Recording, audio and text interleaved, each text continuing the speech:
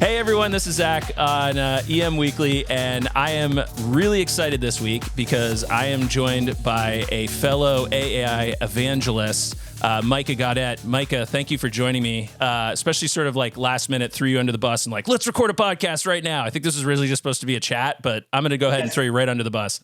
That's awesome, Zach. Yeah, you texted me, said, hey, ready to join? And I was like, yeah, let's talk. And then you're like, hey, you want to do a podcast? All right, let's do it. Let's just grip let's it and rip it. That's what we have to do. Let's roll. And speaking of grip it and rip it, you have a interesting background, starting with some military stuff and then working into your current role. Why don't you give us a little bit of your background? Yeah, so I started off in the 101st Airborne Division as a Screaming Eagles. Guy. Yeah, Screaming Eagles. So I did that for a couple of years, and so yeah, it was fun to do that kind of role. And actually, I worked in emergency management for the state of Ohio. So I was a public safety watch officer for Ohio EMA, and then later did a similar role for Ohio Homeland Security. So huge soft spot in my heart for EM, the world of EM, and yeah, that's a lots of fun stories from that world and from. Well, from folks calling at 2 a.m. on a Thanksgiving morning. So very enjoyable I was the black cloud whenever I was a duty officer. Like we knew it was going to go off the rails. So emergency there's like three kind of jobs that like I can commiserate in and sort of like our world. So there's emergency managers, city managers, and then event managers. I feel like it's a crowd that like if we all came together to have drinks, we all have the worst war stories of like everyone screwing everything up for us and us having to make it work. So you, I think, went the opposite direction. I feel like sometimes people come from like government and then realize they'd rather do emergency stuff. You went from emergency stuff and then went into sort of your government role that you do currently, which is a city manager, which is pretty awesome. We'll be right back after this quick break for ads. The L3 Harris Extreme 400p radio solves problems and is specifically designed for emergency services. How do we know? We field tested it with medical, urban search and rescue, and collapsed and confined structures. This radio is amazingly tough. Check out the L3 Harris Extreme 400p radio at l3harris.com right now. How do you spell Doberman Emergency Management? EOP, OEP, HVA, HMP, Thyra, TTX, Drone, PDA. Whenever you need an expert, Doberman Emergency Management field experts are there for support. Contact an expert at DobermanEMG.com today. Yeah, I get to be the deputy city manager in the city of Maricopa, one of the fastest growing cities in the country, second fastest in the state of Arizona. So I oversee all of public safety for the city. So I still get that connection to the public safety emergency management world, and which is fun. I like that world, and I think you work with some really great people, which is all that it's about. It's about working with people and talent more than anything else. So yeah, and you have some bona fides to like bring to the table, which I think sometimes especially folks that are in leadership roles, you're in charge of everything, whether you like it or not. So, if you don't understand it, or you don't have that background, that can be like a real challenge and sort of like bridging that communication gap and like, public safety, having been fire, EMS, law enforcement, is not always the most welcoming to an outsider, particularly a sort of political position, which city managers aren't, but are in a lot of ways. So I think that probably helps. But what we're talking about today specifically is AI. And the reason, like, I don't remember exactly how I came across you. It was before you were like doing your podcasting and stuff and your video clips. Actually, you might have just pinged me after the AI episode. I think that's what it was. I think that's where Yeah. So. And you were like, hey, I'm using AI in this way, and I think it's really interesting, and we should touch base. And that was like 2 months ago because we're both busy individuals. And we finally made it happen. But how did you dip your toes into AI, and what did you start off using it for? Or did you even know what you were going to use it for? Zach, I started using it for dad jokes. Nice. Perfect. So we can end the podcast right there. I think that's the only reason it should ever be used. Yes. So no, I started using it as just something for fun to do. I heard about it, in a news article, thought, oh, this is cool. So started doing like bedtime stories for my kid. That turned into, of course, how can I make terrible dad jokes and incorporate the dad joke into the bedtime story, right? Yeah. Right, all the stuff like that. And then started realizing just, wow, okay, this is very powerful. Maybe I should try this at work. And started with a couple, ask a couple questions about helping me edit an email or stuff like that. And then, was kind of angry city manager responding to some complaint. You're like, I probably can't send this. Let me run it through the AIs and have them figure this out. Honestly, what it was is you get a bunch of those solicitation emails, right? Like, hey, Sure. we want you to see this product. And I just have no, like, I respect the fact that they are willing to do a job. They're trying to sell a product, right? Yeah. I just don't have the time to listen to every single sales pitch.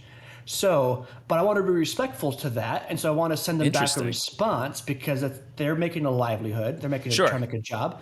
And so that's what I started using AI for was responding back to those emails, because that way they can have a response and it would take me 3 seconds to do. Yeah. So I have found, I get a lot of those solicitation emails as well, and I often ignore them sort of based on whether it's like a formulaic email that they're clearly sending, or if they're like, hey, here's some background on you that we've looked into, and we're sending this because we think maybe you have an interest or something. And I've actually found sometimes that I've made these really interesting and cool connections through that. So it is smart to sort of respond. Plus, as like a public servant, you kind of have to, you should be sort of responding, even if it's something that is clearly a money grab or some sort of thing that maybe you're not interested in. But that's really cool. That's a good way to sort of start. And like you said, you're doing it to, have that, respectful thing. But when you're busy, just responding to an email sometimes can seem like a chore. So how did it evolve? I guess, because now you are you've created a course. You are, like I said, sort of one of the evangelists in this field, particularly for city government that I've found. What is sort of the steps that you've gone from those dad jokes to sort of where you are now? Did you find new uses? What was the sort of aha moment with it? Yeah, so the aha moment for it was probably at a conference I was at a conference in Kansas City, and I was talking to a buddy there, and he said, I was telling him what I was doing with this and kind of how I like using it, and he said, hey, you should put this course together. And you know how it is when someone, it's one thing when you're doing something for your own and kind of doing that, right? It's another thing when you have a deadline and you really got to prepare for it, right? It's it just hits differently. Yeah. So having him say that, okay, let's do that, and putting a deadline together forced me to go in and I watched probably hundreds of hours of YouTube videos on how to do different things, and then just started realizing the applications to local government, right? Just say, okay, hey, if they can do that here in the business side, here's how that works over here. If that's the marketing side, here's how that works with communications. And so just did a whole bunch of research, looking at different articles, reading stuff, and that's where I really got into it, was for that webinar. And then since then just kind of took off and just kept the momentum going.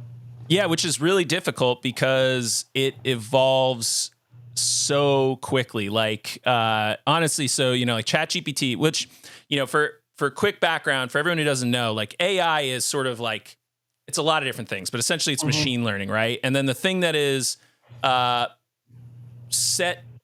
suddenly reinvigorated all this attention in AI is the natural language processing, and then a really, really good data set, which is an LLM, which is a learning language model. I can't remember. LLM is it's a data set basically. Yeah. And so machine learning's been around forever. It's been around since computers existed, automation, using a database to make decisions in a way that the human doesn't really have to do anything. The relatively recent thing was ChatGPT with its natural language processing that spit out responses that sounded human. So there's this golden achievement of when you can't tell a machine is a machine, and ChatGPT was pretty close in its original format. It's up to ChatGPT 4 now. But since then, that's split off into a whole bunch of other stuff, because now you got everyone tapping into it as an API, and then there's some new ones. I've actually started using Claude more. Because it actually, I think, has a little bit more power. I don't know if the data set's better or whatever, but I found that the responses have been much more sort of effective. But what did you start with, I guess? What was your first system that you tried out? And was it the dad joke thing to start out with that? Well, I don't remember the dad joke was. I can't remember that one. But It was probably epic and probably great. I'll just put that out there. Yeah, of course. No, my kid probably hated it. But the first was ChatGPT. That's what I first started using. When a little after that, Bard started coming out. And so people were talking about how great Bard was. And so I did a little stuff with Bard. And honestly, I think I've used it like 5 times in my entire Yeah, like, I absolutely hated it. It's trash. And whenever people start comparing ChatGPT 4 to Bard, no, it's not even close to that. Not even close. I will argue, I think it's really good if you're doing research because it can sort of extrapolate some information out, but it gives you the source documents that I think now ChatGPT I think can do the same thing and stuff. But that was sort of like the advantage of Bard initially. But yeah, as a model, it was like it sounded like you were just talking to Google, which was like awkward.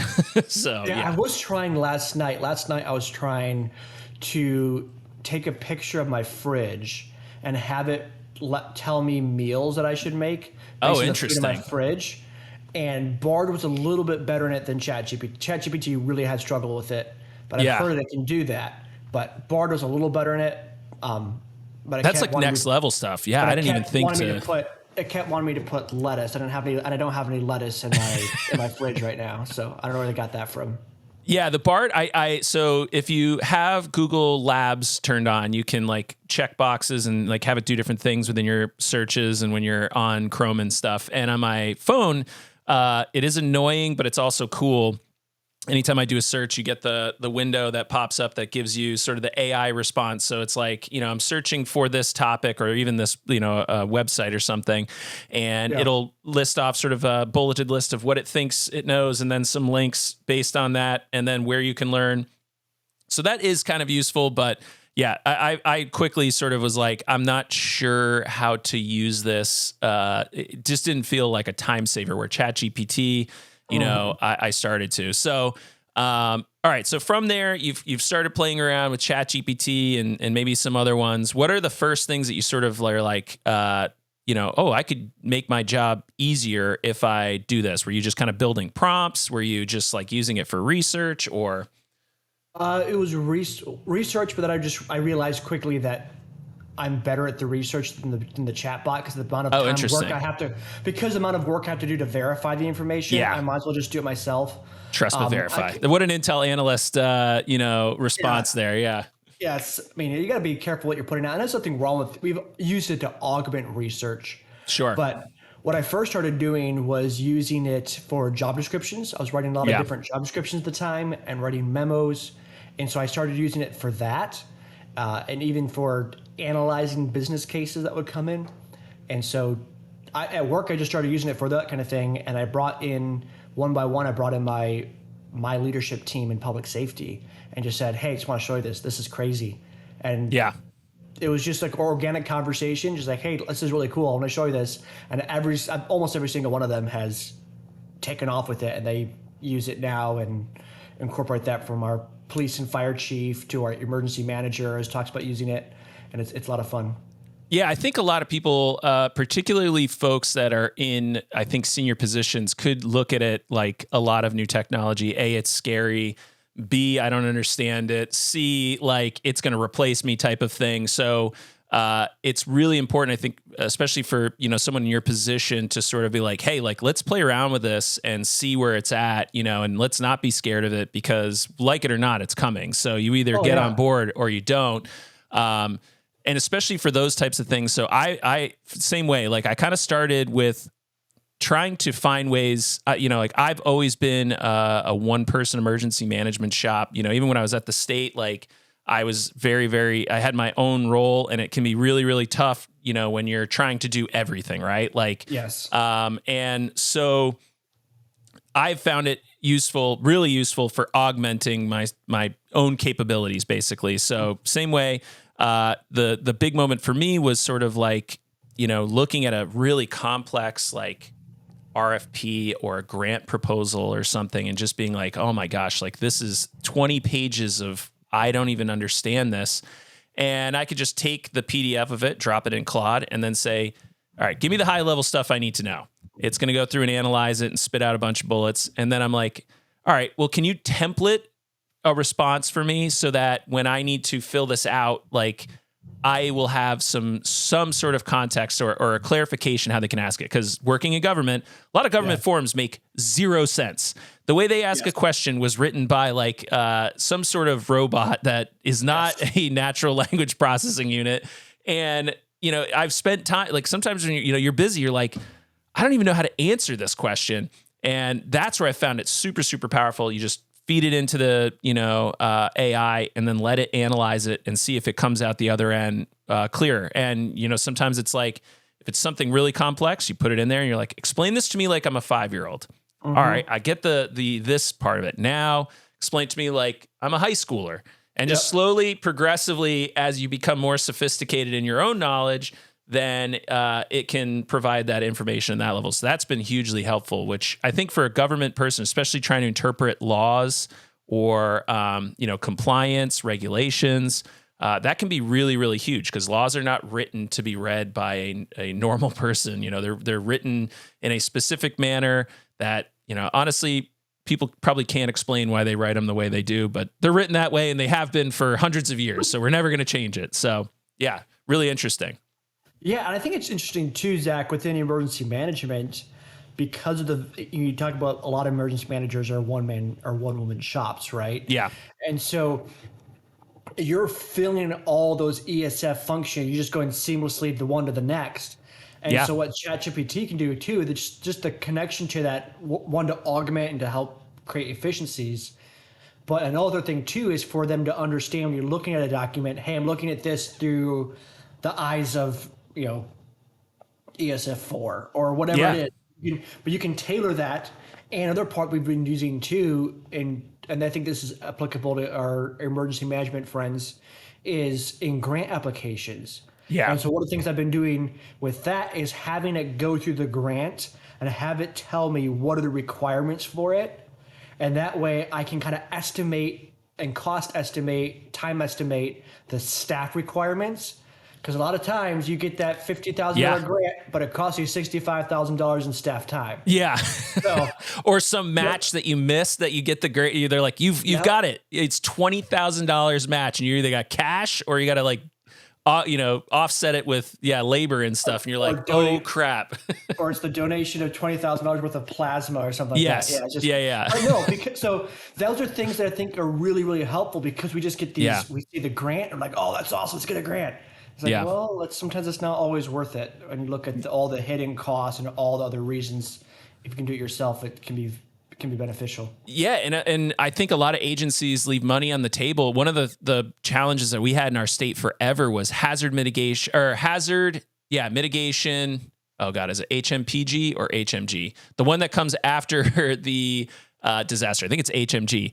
But a lot of our small, so Vermont is primarily volunteer emergency managers. So, they might have a someone within the town office that is there to collect money, but they're not doing any sort of financial analysis. They're not really able to support grant writing. They're just basically your fiduciary agent, and they'll stamp it, once it's done. But they're very busy, and it's small towns, so it's might be one person who's the town manager, the fiduciary agent, the highway department lead, all of this stuff. And so they were just millions and millions and millions of dollars just left on the table after disasters because no one could sort of put in the effort or understanding or support to write these grants and get money back for, potentially limiting future disasters. And of course, FEMA grant application and DHS grants applications are not the most easiest to navigate. And they're really built for big agencies, like with lots of resources and actual grant writers on there. So yeah, huge use, really, really valuable. And I think that for anyone who's listening so far should be a huge takeaway is like, don't leave that money on the table. And if you don't think you can do it, let the computer help you. Yeah, use it to help you write the grant, help you write the and that was honestly, Zach, that's one of the things I did too. That I think probably gave the people I was talking to that aha moment in the webinar was I walked them through how to use ChatGPT to apply for a CDBG grant. Yeah. And so that was kind of the, oh, okay, this is something. It's not just create a quick document, because you can think that you're faster than ChatGPT at creating a document or things like that. But when it goes into, okay, this is a different level. And it was grants, so CBDG grant. Yeah, and then you just and the like I said, sort of the process that I've worked with some of these is, I use the system, whatever one I'm using at that day, depending on which model has been updated. I'll feed it the document or the information. It'll spit out, the first understanding. And then I might say, hey, can you help me create sort of like I said, I really like templates. I really like checklists. I'm a command post controller in the Air National Guard. So I live and die by checklists there. So huge fan of checklists. And, that has been super helpful. Okay, so what is it that I'm trying to accomplish? I'm trying to write a grant. Okay, here's the grant. What are those high level things that I need to know going into this? All right. There is, there's a cost share of some degree. There is a requirement for you to share this resource with other people. So there's going to be an outreach component once you have it. There's an inspection period, especially for piece of equipment. Usually your DHS, I don't know if people are actually going out inspecting it. I know our state did at one point. They would send people out and make sure that money was spent on it and that it was there, that it was available. That you didn't defraud the government. It can happen. Maybe it won't, but it might. And having that on there, okay, so we might have to have some sort of audit program. So I'm going to maybe ask it to build a inspection program, to verify that it's there, that it's working, and are there other pitfalls? Like there's no maintenance support on this. Most grants don't pay for maintenance, so you have to plan for those costs. Okay, I'm getting a mobile command post. This happened after 9/11. I don't know if you remember, but everyone got a mobile command post. And then they found out it is so expensive to maintain. Every piece of software, the screen breaks, whatever it is. So you can estimate okay, how much does it cost to, maintain a giant truck of this model? And then, how often do you have to update radio systems and blah, blah, blah. Okay. So you're going through all that. You're building something else. Yeah. You might get to the other end and be like, no thanks. This is out of our reach. Or you at least can then have a plan for it. And as it's spitting this stuff out, you're just copying and pasting that into the grant application, saying, here is my my inspection procedure. Here is my long-term cost and maintenance and how we're going to manage that. And that's all stuff that as a grant receiver who's gonna be going through this, they're gonna be going, oh wow, people don't usually respond with this depth. You're now the grant winner because you've thought this through, and it's a liability off us because we know you have some sort of plan. And then at the end, you can just take all that and say, hey, make this a checklist, and you put it in your inventory sheet. And then when you've got your grant, you've got your equipment, you just take it off the shelf and go, all right, here's my monthly inspection. Here's my yearly inspection. Have I done this? Blah, blah, blah. I mean, it's a full life cycle thing. And you could do it with anything too. I have really found it helpful for training and exercise plans, trying to take a complex topic and say, how could because again, you can put in a specific role. So for instance, in yours, you might say, I need to get the police chief spun up on, the latest community policing, strategy or something, and take that document, put it in there. This is the best practice. And then go, all right, I know because I'm his boss or her boss, that they have this much available time. So they've got, let's say, 2 hours a week to sort of devote to learning this process or this policy, and they need to learn it in the next month. So take this into, usable chunks and give me a 2 hour a week for the next 4 weeks training plan for this document. And poof, you'll have it. It may not be perfect, but it's a lot better than the arbitrary, just spinning your wheels technique that I think a lot of us have just become so accustomed to. And your city managers, emergency managers, chiefs are project managers, whether we want to acknowledge it or not. That is what we are. Absolutely. And hardly any of us have, the PPM or was it CPM, whatever, the certified project manager certifications, and have gone through that training. And so that's been a huge bonus for me. I am terrible. I got ADHD. I can't focus on anything. So using it for that too, to be able to tailor it. You talk about the example of the training, right? Where if you're leading multiple departments or have multiple areas under your purview, you can have it. Okay, I need this training on, say, work culture for the police chief. Similar one, I can make the same one, but have it tailored a little differently to the fire chief.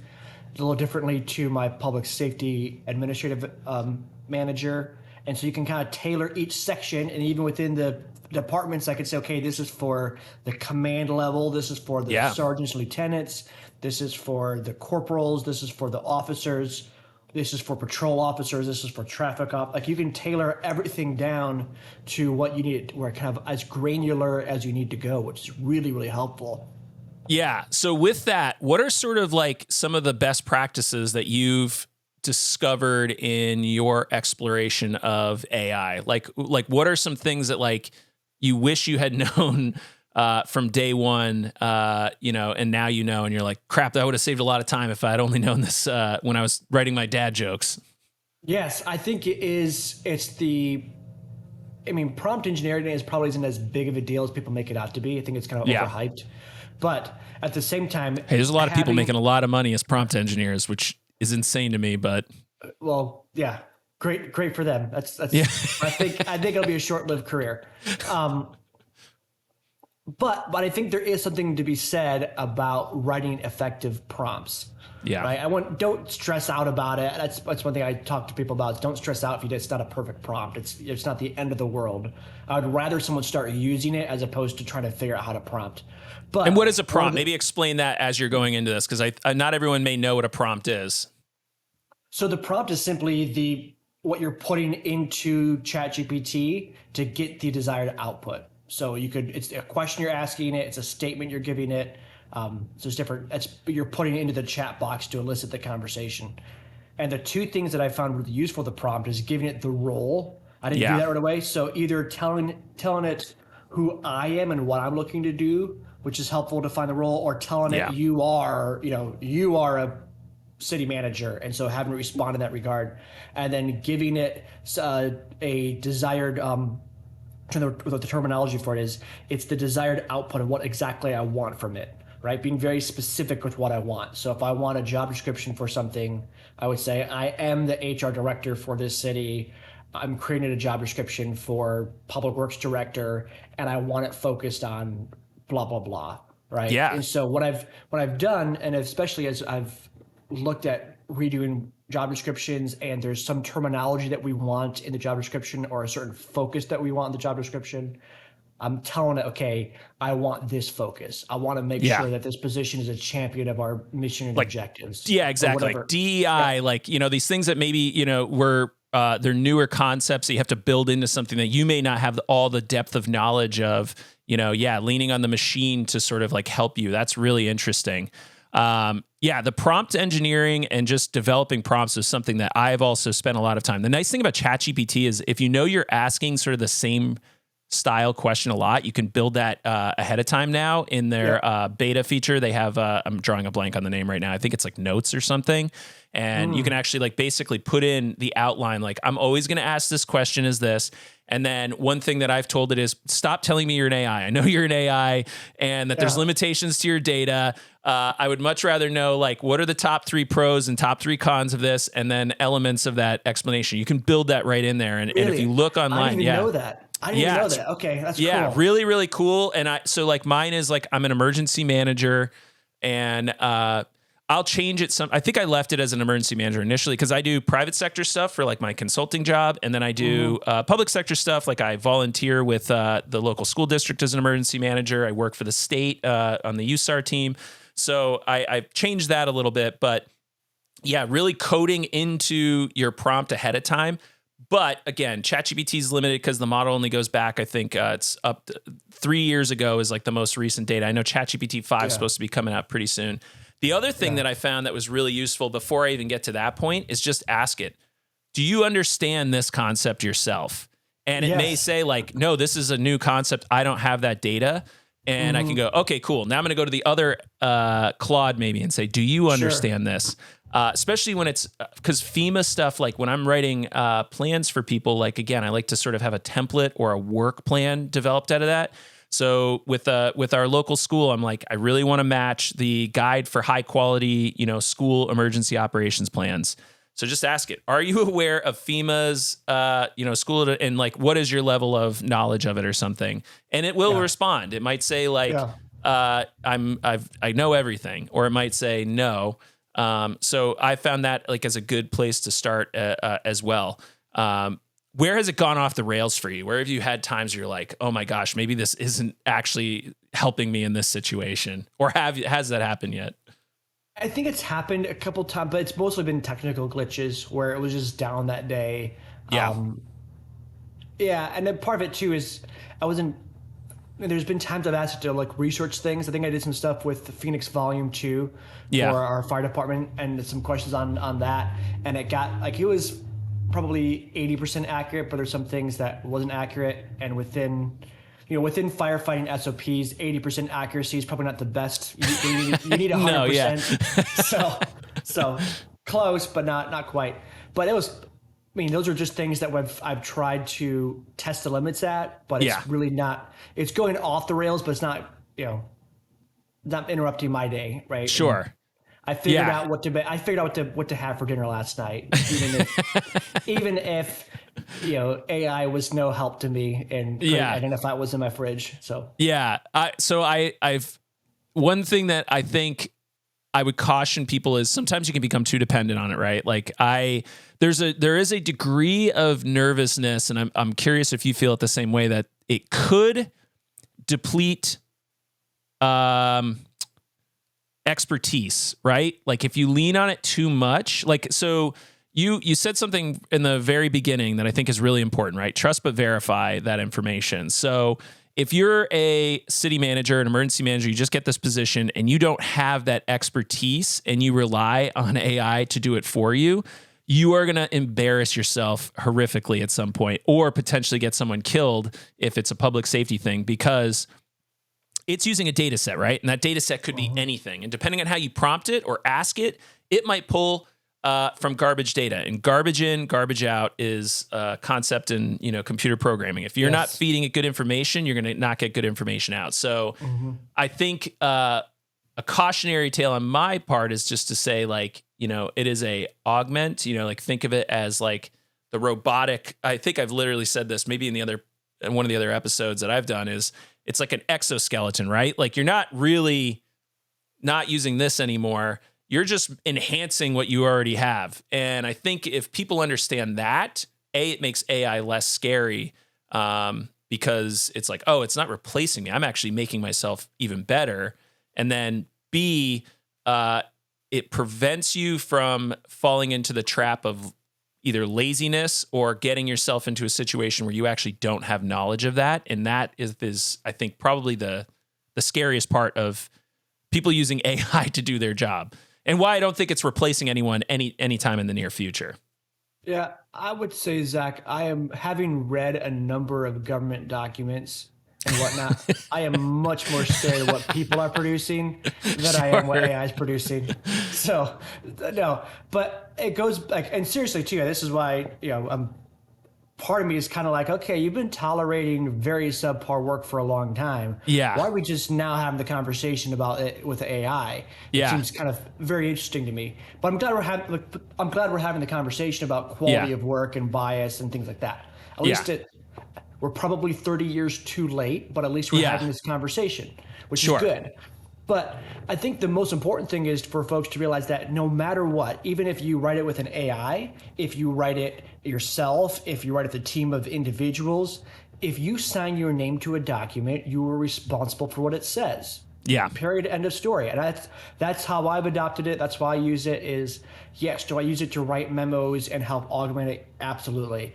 Do I read every single word to make sure I agree with that before I sign my name to that document? Yeah, because it's my name. And it doesn't matter whether or not I wrote it myself or had some help writing it, or even if Microsoft Office with the word predictor thing helps me do it too. So it's the same. It's all the same to me, and I got to be responsible for what I'm writing. And the that's true. That's an interesting point, because I mean, and the other thing is, like, specifically, I know I've seen it, people are going to hand you documents that they put together and you're going to be like, I do not have time to read 300 pages. Like, give me what at face value do I need to know? And I trust you because you're someone I hired and I've, trained you and I know your knowledge and expertise. So I'm going to sign it because I trust you.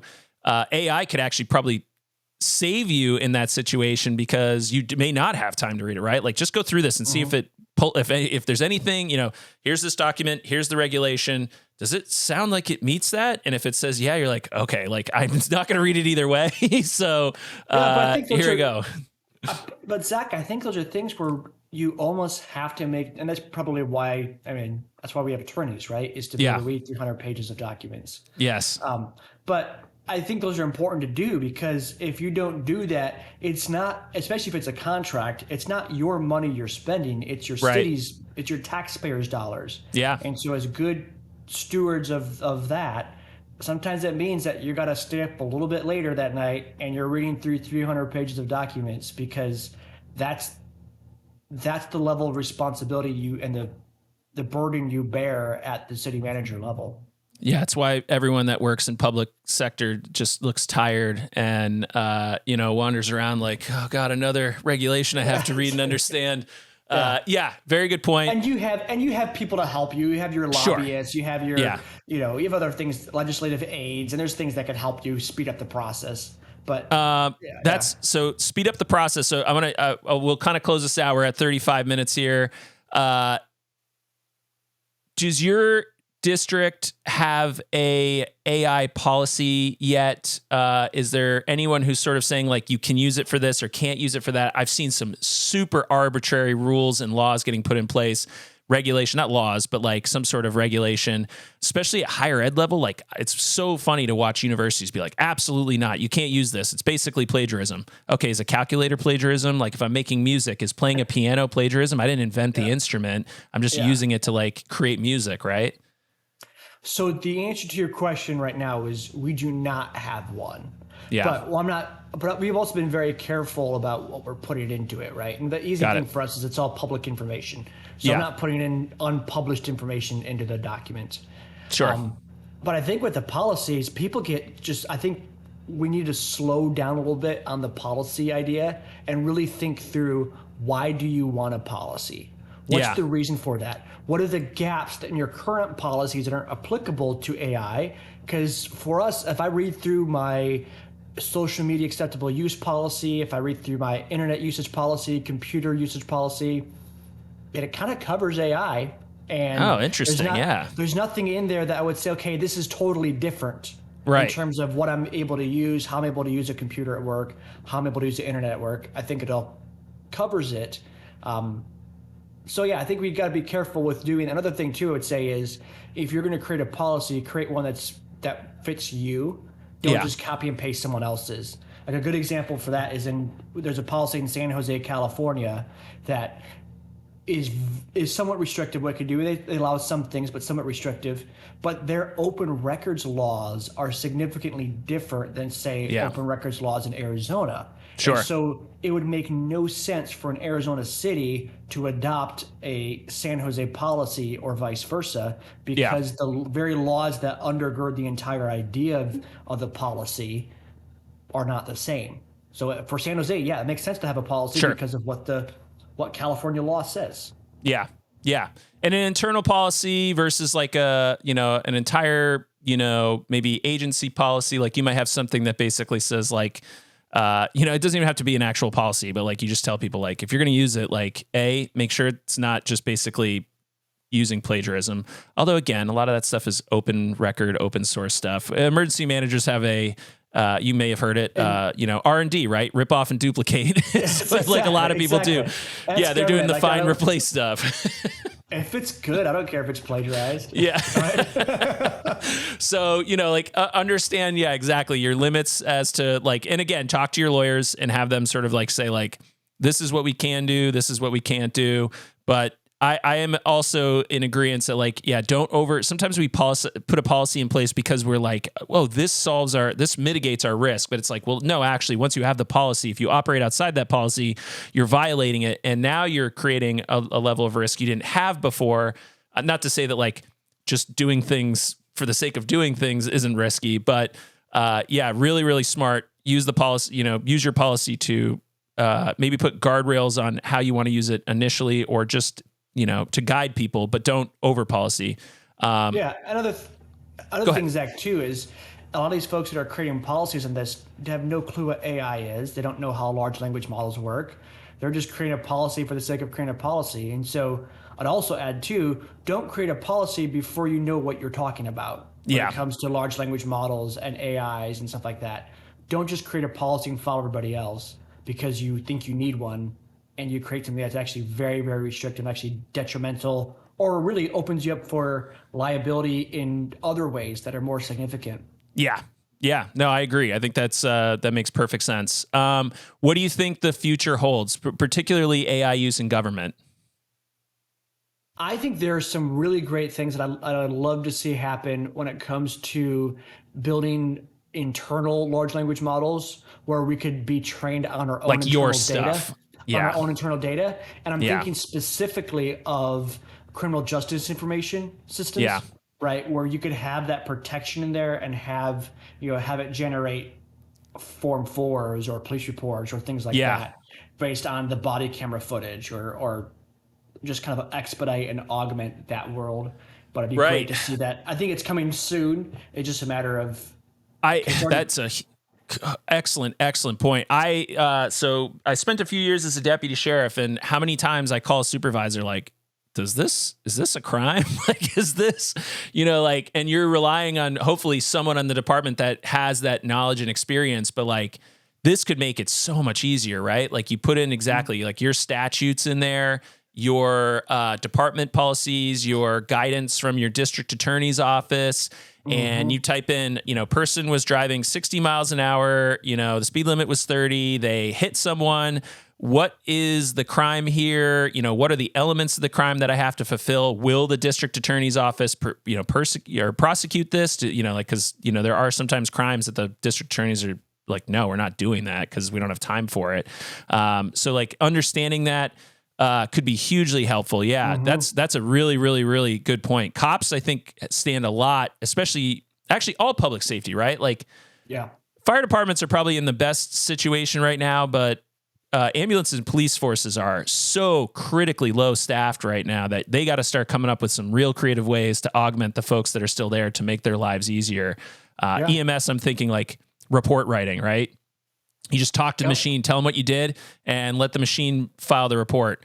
Police departments, exactly what I was just talking about. You have a lot of expertise that's retiring right now. There's going to be a massive knowledge gap in your leadership and your incoming officers. There's not going to be sort of that middle range in a lot of spots because like people are leaving the field and stuff or not entering it. And then the firefighters, can. No, I was going to throw them under the bus, but I love my firefighters, so I'm not going to say anything because I'm still best friends with a lot of them. But there are applications. You think of arson investigations and arson reports, fire investigation reports. So those are the type of things that I think can help out, and especially as some of the capabilities of GPT-5 come out. I can't wait. With the video side of things, think of what that does for a fire investigation, of sizing up an area when you come on scene. Those are the type of things that really, I think, help enhance. Because we already use things like drones. We use ladders for aerial overlook and things like that. So those are already kind of in our mindset. But having AI augment that would be just a huge game changer. Yeah. Any last thoughts before we, I feel like we scratched a lot of surfaces, but didn't dive into anything. Each one of these could be its own, in-depth conversation. And perhaps it's in part of your course that you go in depth on a lot of these things. Do you want to talk about that? Sure. Yeah. Real quick, I can tell folks about that. So we do go in depth on all these different areas. So I created the first course for ChatGPT or generative AI in the public sector. And so it's at civicinnovation.ai. It's 100% online, self-paced. So an asynchronous course you go through, and we're going to dive into what is a large language model, what is a decision support system, and how to do prompting and a little bit of prompt engineering stuff. And then we just dive straight into the practical uses of how to use this in our daily life, whether you're an emergency manager, a police chief, a fire chief, if you're an economic development city manager. We all look at that and go step by step through all these different ways that we can leverage generative AI. It's not just ChatGPT. We do some other stuff with other other AI tools as well with the other course. But it's a lot of fun, and encourage folks to sign up there at civicinnovation.ai. It's because there's no other course specifically designed for the public sector out there on this topic, which is pretty fun. That is exciting. We'll link to that in the show notes so everyone can have access. And yeah, any closing thoughts? What was your final word? Thanks for having me on. It was fun. Like I said, very, very last minute. Literally that's the way I do it. That's the way I do it. That's awesome. That's awesome. Thanks for doing this and putting that out there to do this. It's been a lot of fun. Yes. So thank you, Micah, as well. And people can find you on LinkedIn. The website, like I said, I'll post that online. We want to continue to talk about this. So, if you have questions for Micah or I, if you have things that you want to know about AI use in government and emergency services, post those in comments, send us messages. I'm sure I'll have Micah on again. I'm going to just sort of digest this. So again, this was last minute. I came up with a bunch of questions. I had them here. I only got to about a quarter of them, but there's a lot of information to digest here. And if you're in this field as well, I think it'd be great to sort of bring in even some additional people. Maybe we can do a panel sometime with a group of folks from different sectors who are using it. But I guess I'll leave with, you just listen to someone who is in a, pretty high position in a very big growing city. They're using it. If they're not afraid of it, why are you, right? They're using this to make really, really important decisions to help them. You should be doing this as well. Don't be afraid. And if you are afraid, you can reach out to either of us and we can help you through it. So thanks again, Micah, and we'll talk soon.